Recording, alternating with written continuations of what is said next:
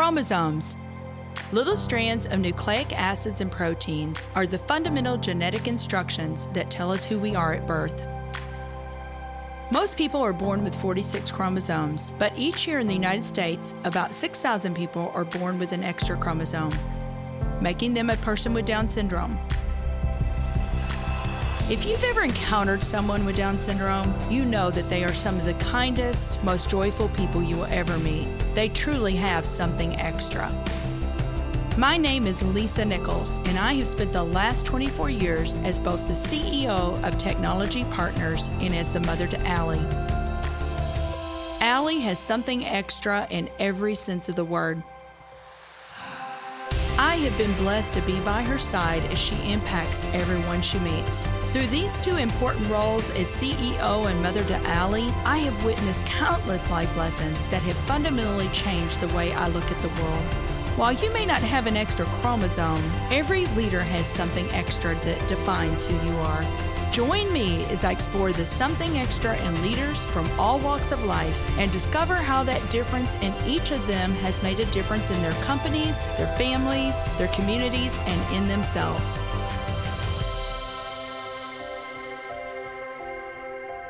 I am thrilled to have Scott Highmark on the show today. Scott is the president of Mosaic Family Wealth. If you like this episode today, please go to Apple Podcasts or wherever you listen and leave us a 5-star rating. Well, Scott, I have been so excited about spending this time with you today. And I know how busy you are, but thank you so much for making the time to be on the Something Extra podcast. It is a pleasure to be with you, Lisa. I've listened to, I think, every episode of your podcast, and every time one gets released, I get a send a notification and I immediately jump on it. So I've been very inspired by your podcast. So thanks for having me and for doing this. Well, thank you so much. We have so much to talk about, Scott. So I'm just going to dive right in. And a lot of people, especially if you follow basketball in St. Louis, you probably know about Scott. Scott is a big deal in the basketball world. Grew up here in St. Louis, played for the Billikens. Tell us a little bit, Scott, about how you grew up, how you got into basketball, what inspired you, and then we'll talk about a lot of other things. I grew up kind of an athletic family. My dad and his brothers were all athletic, and it was just kind of what we did. And honestly, athletics became a way. I moved 12 times in my first 13 years of life. My dad was with Ralston Purina, and about every year he would get a different promotion and we would move to a different city. And so I had to kind of learn the trade of being the new kid in the room or on the playground or on the court. And I found that this idea of using athletics and sports made immediate connections with kids. And I was blessed with some size and athleticism. And so immediately I was like, oh, this actually works. I can make new friendships and connections very quickly through athletics. So I think that's what ultimately drew me to it.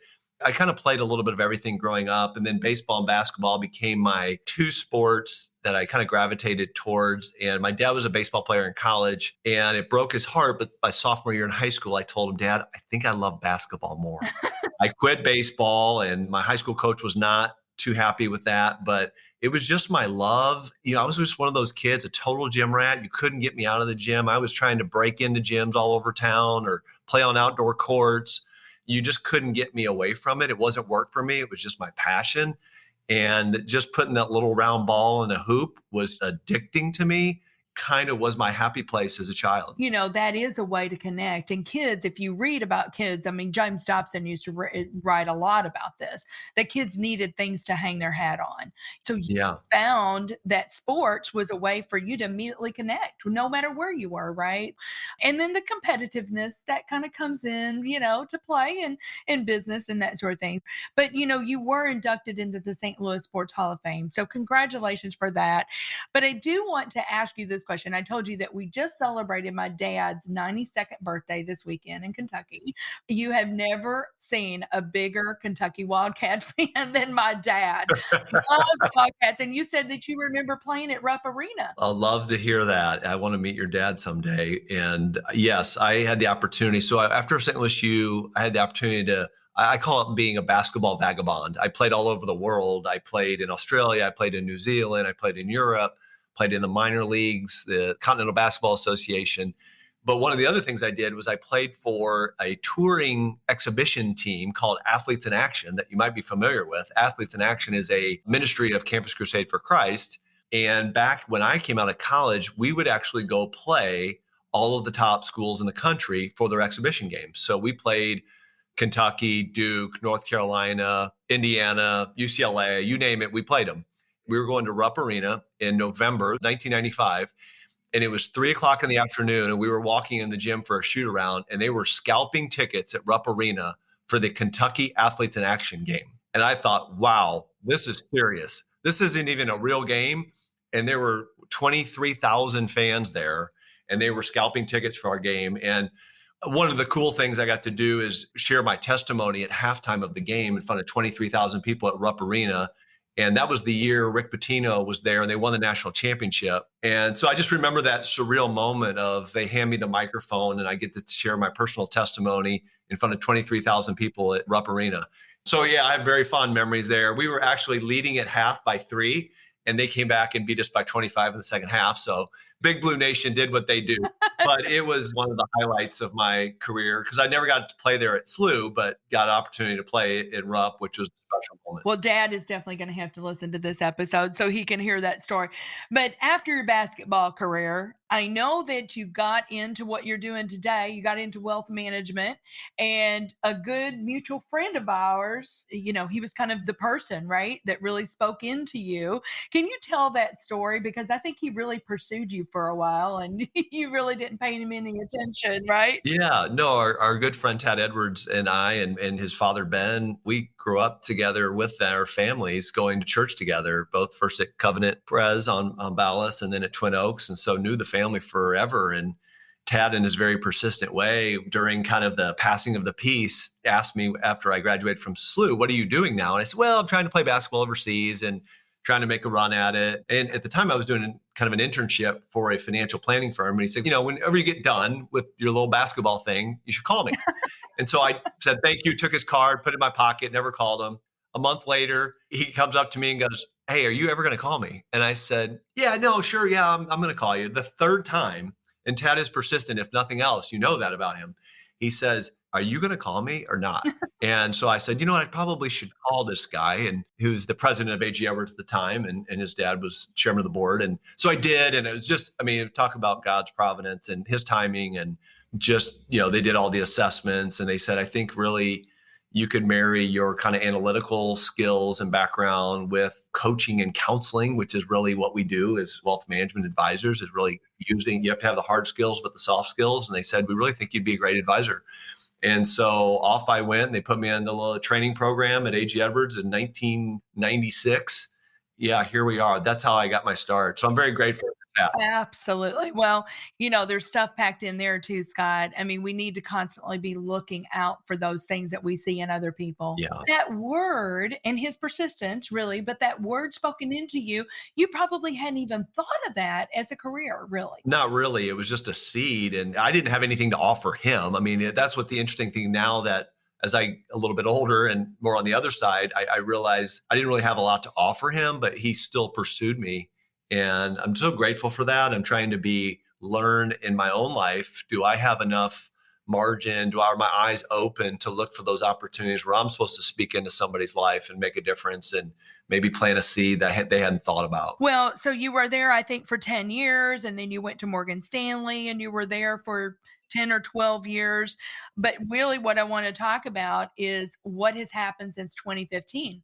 Because you decided in 2015 that you were going to jump on the entrepreneurial wagon and build something. So tell me about that story. What was the precipice for that? What influenced you to do that? Yeah, so I was at A.G. Edwards for 10 years, incredible time there. Then our common friend, Missy Brown, and I kind of grew up in our career at A.G. Edwards together. And she and I and a couple others went and formed a group called the Mosaic Group at the time inside of Morgan Stanley Smith Barney. We did that for 10 years. But as you said, in 2015, we just had that entrepreneurial itch to say we really need to do something different.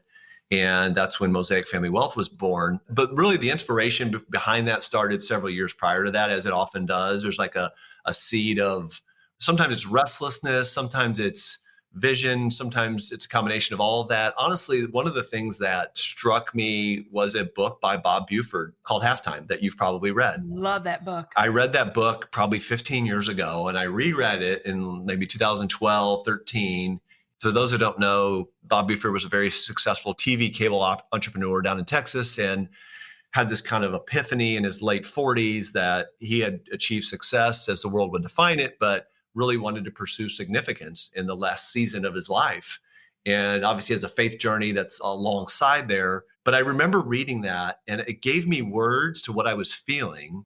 And it gave me language to say, that's what I want to do the rest of my career. Because we work with a lot of successful people. Most of our clients are successful, or we probably wouldn't be working together because there's a lot of complexity in their life. They've accumulated wealth, and with wealth comes complexity and stewardship and responsibility.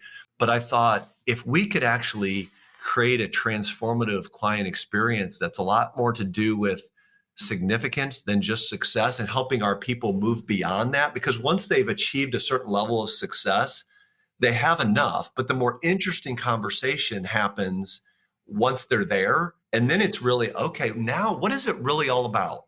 And the question that we can ask and the dialogue that we can have just becomes so much deeper and richer.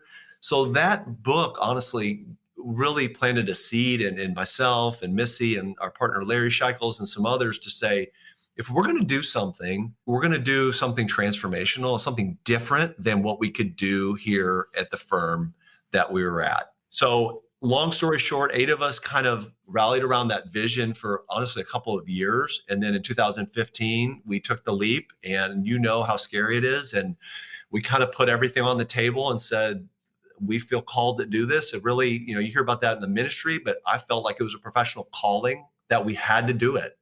Yes, it was risky. Yes, it was scary. But when it becomes a calling, you don't have a choice. Well, and I completely agree with you, Scott. I mean, calling is not just for the ministry. I mean, calling can be your work, and what you really feel like you were designed to do.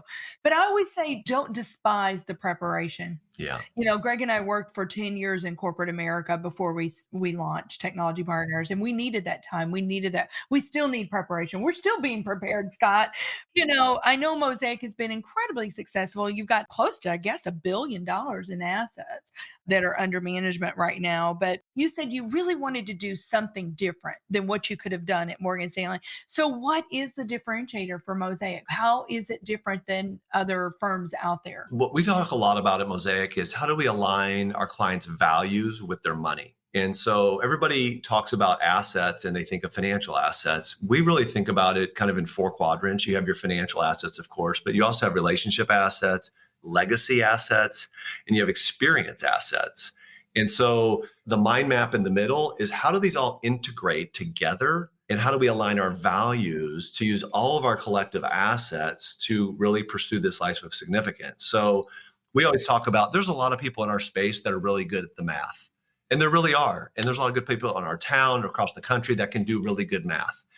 But the highest calling that we believe that we could offer is how do we align those values and help? Because sometimes you need to trade financial assets for experience or legacy or relationship. If that's consistent with your values, then that's a good investment. And it may not have a great IRR, but it may have our friend Dave Stewart talks about eternal rate. IRR. I'm still in that term because I love that idea of like, what's the long game and how do we make sure that our values and our money are aligned? So that's really at the nexus of what we're trying to do at Mosaic that we believe is different. We have a whole client process that walks people through identifying what their values are and then making financial decisions that line up with that. And sometimes they're congruent and sometimes they're not. Sometimes we need to speak into that. Sometimes we need to offer coaching. Sometimes we just need to affirm.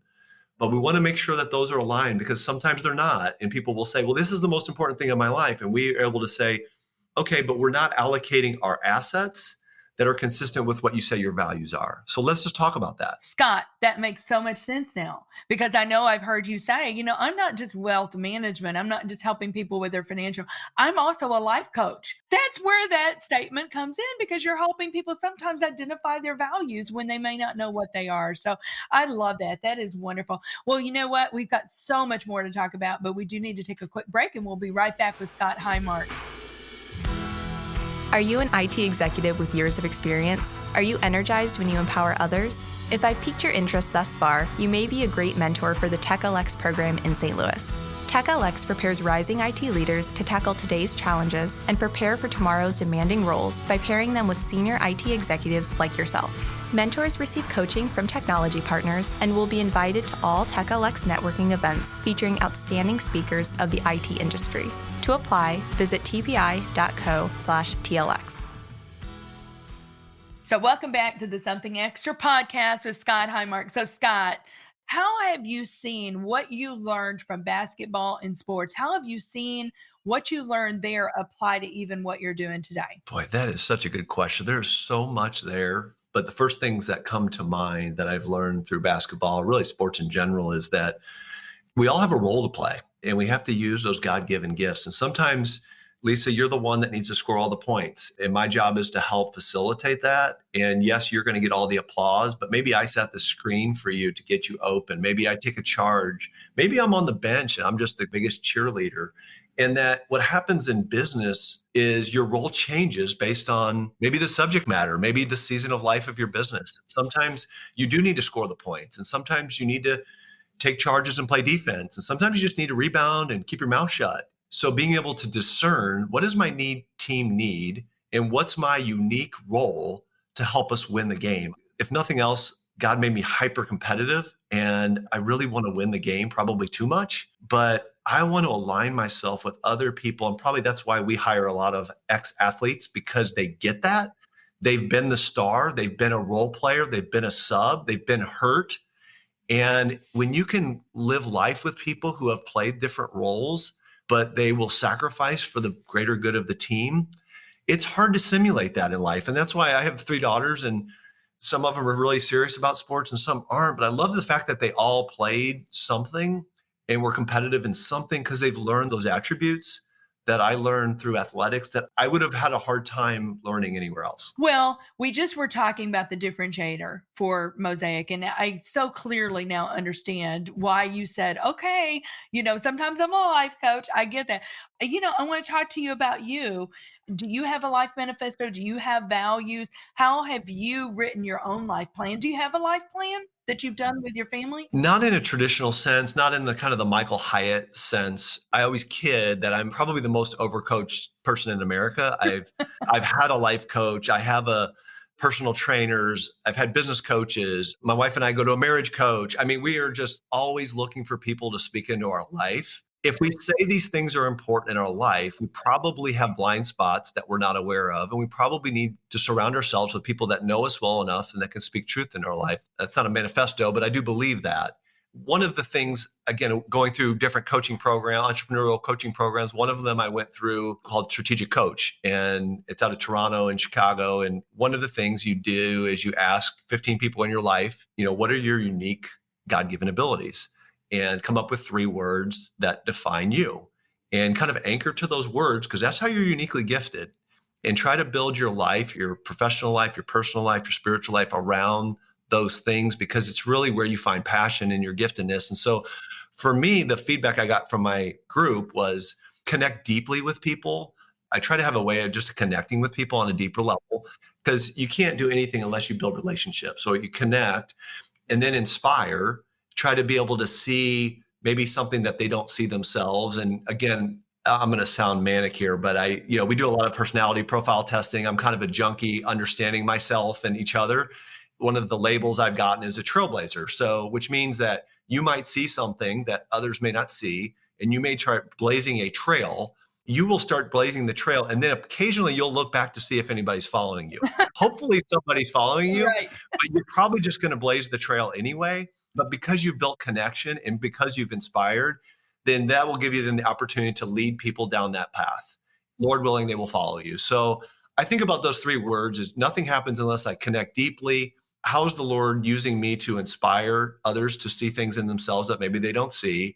And then do I have the courage to lead myself, my family, and others in a direction that has long-lasting significance. Yeah, that is so good. And I so completely agree with you. And I'm kind of a junkie that way too. I mean, I'm decades old now and I'm still trying to understand myself better, right? Yes, And I totally agree with you, Scott, too. We all have blind spots. If we think that we don't, just get around somebody and they'll tell you. you know, that you definitely do. of course. Well, let me ask you this because I know that you had the Unlocking Significance podcast, and I want to talk more about that. You had mentioned it before, and Bob Buford was huge on this. It's like, how do you move from success to significance? Let me ask you, I mean, how do you, Scott Highmark, define success? I'm probably technically at halftime, 48 years old. I'm coming up on the big 5-0, and I'm thinking about that. Like, what is ultimately going to be my legacy? What does God want for me in my next season? I'm definitely in the third quarter of my life. So I think about things in quarters, and halftime speaks to me because of that. Right. So another Bob Buford quote talks about the fruit of my life will grow on other people's trees. So I've been told by many of my coaches in my life that there's no scale in Scott. What are you going to let go of to invest in the life of others? And not just time, not just talent, and not just treasure, but the legacy that will live on beyond me is really dependent upon me turning to others, like Tad turned to me and say, how am I going to invest and let go of that so the tree can multiply and grow? And it's not dependent upon Scott moving the levers. I think a lot more about that, about what is the next season of my life. And I think it's going to have a lot more to do with investing in the life of others in and outside the business, so that I think there can be a multiplier effect. That's kind of what I'm thinking about in this season of life of significance. It's not a great answer, but I'm wrestling with that as we speak. I've often said, I feel like as I've gotten older, Scott, that I've moved more from the what to the who. Absolutely. But tell me this, how do you help your team align to a bigger purpose? And so that they come in and they're energized and they do see purpose in their work. The answer is we're always thinking about that. We're actually working on a project right now to do that, to reimagine our vision, our 2030 vision, and just reimagine it and be okay disrupting ourselves and say, hey, the way we thought about it 7 years ago is different than the way we're thinking about it now. But I think people need that inspiration to see, where are we going? Where is our North Star? And really, at the end of the day, why does it matter? Why does what I do in the accounting side of Mosaic or on the financial advisor side or in HR, why does that matter in the world, really, in a bigger sense? And so we're trying to connect our mission. First of all, we're trying to select and hire people that believe in the mission, this idea of moving beyond success to significance. So It starts with the hiring. there's a lot of curses, but the blessing is we get to hand select our people. So that's really, really important. So try to vet that out on the front end, but then you have to reinforce that and recast that vision and then connect it, especially as you grow. You're hundreds of employees now. You've got to connect their personal role. Why am I coming to work today? And what difference does that make in the world? How is it going to connect? And I heard a story, and you've heard hundreds of these stories, but it resonated with me. There was a person who did catering, and they asked him, what did you do for a living? And he said, well, I help the Cardinals win baseball games. And they said, what, you're a caterer? And he said, no, we're a caterer, but we serve food at pregame meals prior to the Cardinal games. So we're actually getting their fans ready to go cheer them on. And we know from the players and the manager that to the extent that we can have our fans engaged, it actually helps our team win. So we actually help the Cardinals win games. That kind of connection between we make food or we're in the catering business, no, we're actually in the baseball business. And so always trying to think about how do we connect that visually for our people and what they do and how that's going to help, how it's going to actually make an impact. And again, in our world, it's wealth, it's money, but it's significant legacy, eternal impact. So if we talk about significance, but we don't give people work-life balance and we don't give them flexibility to make sure their values align with their workplace, they're not going to work here. They're going to say, well, it's all talk. Right. So we always have to be living the stuff that we talk about with our clients and put on our website. Well, our employees are like, all right, let's see what you're doing here. You got to walk the talk. My good friend Danny Ludeman, Scott, I never forget him saying, he goes, "I watch people's feet. Yeah. I Yep. don't watch their mouth, I watch their feet. And it's so true. You've got to constantly be making sure that you're walking the talk, you're living the core values that are on your wall. Well, tell me about unlocking significance. So you have your own podcast. I think that you launched, I want to say maybe 2020, right? Yes, it was kind of a COVID thing where it was like, we've been thinking about it for years, and it was like, okay, now's the time. And honestly, Lisa, I say I've listened to almost every episode. I've listened to you for years, inspired me to say, okay, we need to do this and in our little world. And honestly, there's really no point in it other than we just love to hear the stories of people who are living a life of significance, that have had a lot of successes or will define it, and now are pursuing significance and kind of have made that leap. And I've learned so much just by asking questions and hearing and teasing out those stories. So that's really why we started it. Now there's some other tangential stuff that's happened because of it. Sure. But really it was just, I love hearing other people's stories. And I wanted to see if we could do that with people that we know and love and have really interesting stories. We thought it might be a blessing to others. So that's really why. Well, it makes sense to me because you're a connector. Yeah, maybe. I know that you're a man of faith, and I would love for you just to tell me, how has faith played a role for you in your business, in your life? We've mentioned God a couple of times, but I know that is number one for you is your faith and then your family. But talk to me about that a little bit, if you would. It informs everything. It is, for me, it is everything. I'm saved by grace. I believe that Jesus Christ came and died for my sins. And if we believe in him, we'll spend eternity with him. And that makes all the difference for me. And it's not anything that I've done. I don't deserve it. I don't earn it. I'm not keeping a Excel spreadsheet on what Scott did. He reached into my life and spoke into me and draws me closer to him. And so having that eternal perspective changes everything. It changes the way I think about time and talent and treasure and what does God want me to do in this next season and my halftime moments and with my marriage. And again, I fail every single day in this. And so I don't want people to get the impression that I have it all figured out. I do not, for 100% sure. But it is the lens in which I see life. And it is the lens in which I see significance. And I think it's hard for people to really have the peace that transcends all understanding without having some understanding that there is a God and there is a bigger purpose than just get all I can during my 85 years of life. That faith, again, is the lens. It's the worldview that's always playing in my background as I'm evaluating, opportunities that come your way or engagement. Mm-hmm. And so hopefully you get a little bit better at that, but it's a daily on my knees, asking for guidance and wisdom and insight, and having humility to be able to know that I don't have it figured out. Absolutely. That's so good. Well, I always say it's a journey and we're all on that journey together. So thank you for sharing that. So Scott, what do you believe is something extra that every leader needs? I knew you were going to ask me that. I knew it. And I was thinking about just being curious. I think that could be part of it. I think when I got that feedback from those mentors in my life, they talked about humility. That sounds oxymoronic to say humility is you're something extra, but I've lived enough life and I know that I don't have it figured out. And I just want to be humble and know that I don't have it figured out. I'm very curious and asking others who have gone before me, who are wiser, who have experiences. Somebody told me you can't teach experience you don't have.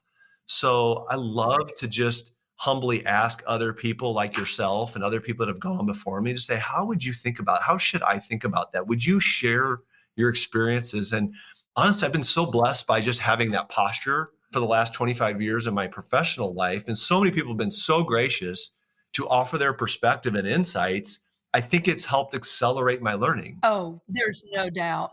I was just talking to somebody earlier today before we jumped on here, Scott, and I just said, I recommended this person talk to some people because I said, just getting other people's perspective on things, it doesn't mean that that's the way that you need to behave or the way that you need to move forward, but just getting their perspective is so helpful, I think. And I totally have not got it all figured out, nor will I. Yeah.